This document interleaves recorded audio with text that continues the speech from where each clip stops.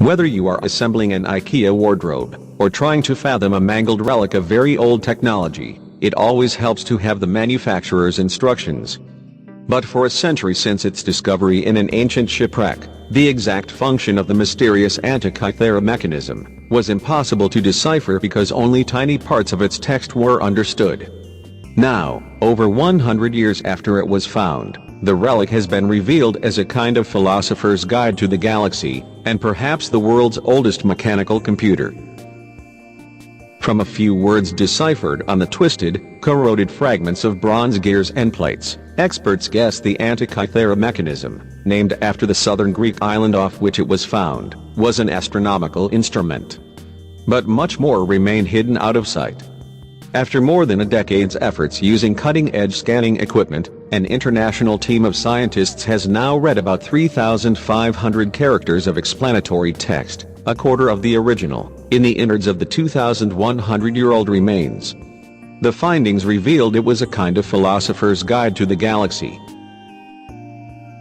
Now we have texts that you can actually read as ancient Greek. What we had before was like something on the radio with a lot of static, said team member Professor Alexander Jones, a professor of the history of ancient science at New York University. It's a lot of detail for us because it comes from a period from which we know very little about Greek astronomy, and essentially nothing about the technology, except what we gather from here, he said. So these very small texts are a very big thing for us. The team says the mechanism was a calendar of the sun and the moon that showed the phases of the moon, the position of the sun and the moon in the zodiac, the position of the planets and predicted eclipses. Nothing of the sort was known to be made for well over 1,000 years. It was not a research tool, something that an astronomer would use to do computations, or even an astrologer to do prognostications, but something that you would use to teach about the cosmos and our place in the cosmos, Jones said. It's like a textbook of astronomy as it was understood then, which connected the movements of the sky and the planets with the lives of the ancient Greeks and their environment.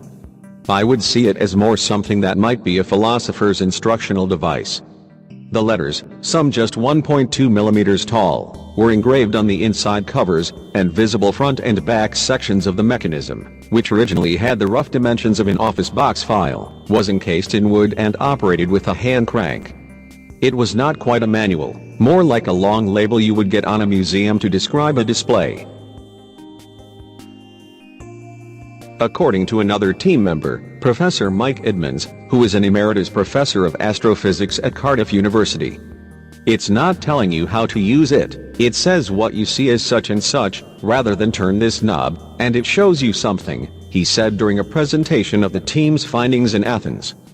The mechanism's fragments were raised in 1901 from a mid-1st century BC shipwreck, and at first seemed like a scruffy footnote to a magnificent body of finds that included bronze and marble statues, luxury glassware and ceramics.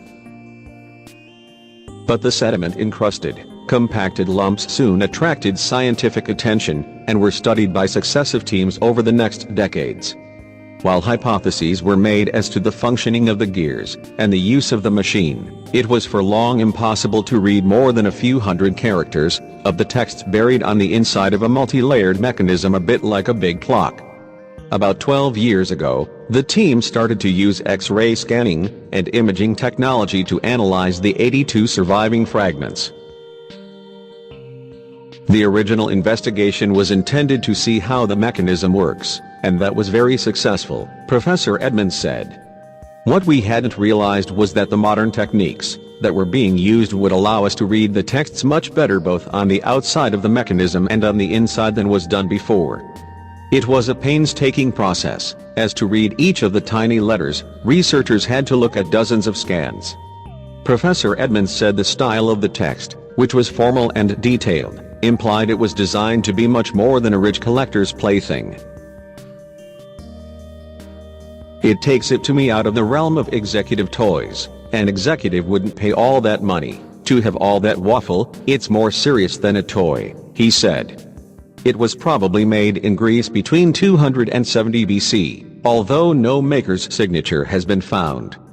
The team says they have read practically all the text on the surviving fragments.